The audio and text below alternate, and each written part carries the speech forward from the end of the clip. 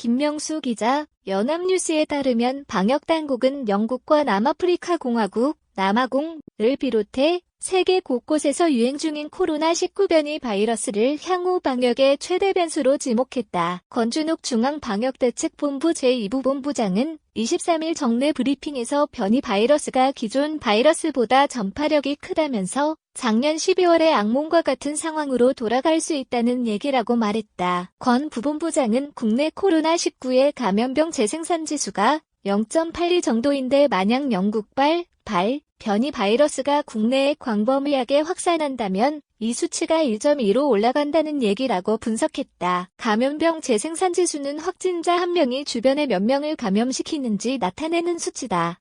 이 지수가 1 이하면 유행 억제, 1 이상이면 유행 확산을 각각 의미한다. 권 부본부장은 특히 영국 정부의 오늘 발표에 의하면 치명률도 더 높아질 수 있어 매우 두려운 상황이라며 기존 코로나19는 60세 이상 1,000명당 사망자가 10명이었다면 변이 바이러스는 13명으로 치명률이 30% 높게 나타났다고 전했다.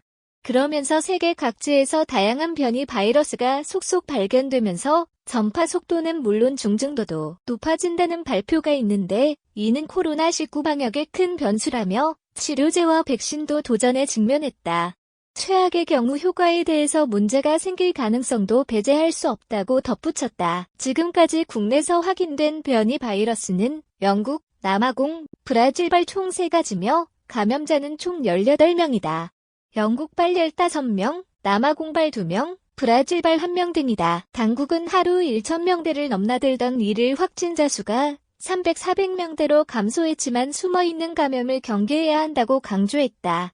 권 부본부장은 현재 1일 확진자 수는 2차 유행의 정점에 약간 못 미치는 정도로 환자 발생이 많은 상황이라며 아직도 지역사회에는 조용한 전파, 숨어있는 감염이 많이 있다고 밝혔다. 그러면서 조용한 전파가 언젠가 문제를 일으킬 곳이 산밀, 밀접, 밀집, 밀폐, 환경이라며 특히 종교시설, 요양병원 등 의료기관 등에서 모습을 드러낼 가능성이 있다고 지적했다. 당국은 코로나19 후유증을 연구한 결과 일부 사례에서 폐섬유화가 확인됐다고 밝혔다.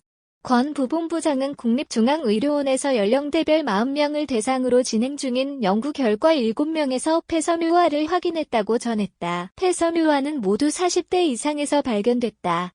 폐섬유화는 폐가 섬유화하면서 점차 딱딱해지고 기능이 떨어지는 질환이다. 권 부본부장은 연구 내용을 더 정교하게 분석, 정리 중이라며 구체적인 연구 내용을 발표할 예정이라고 전했다. 한편 국내 누적 확진자 수가 크게 늘었으나 코로나19 재감염은 지난해 9월에 확인된 20대 여성 이후 추가 사례가 없는 것으로 확인됐다고 권 부본부장은 설명했다. 당시 여성은 작년 3월과 4월 2차례 코로나19에 감염된 것으로 조사됐다. 회복기 코로나19 환자의 재앙성 판정이 아닌 재감염 의심 사례가 나온 것은 이 환자가 처음이었다.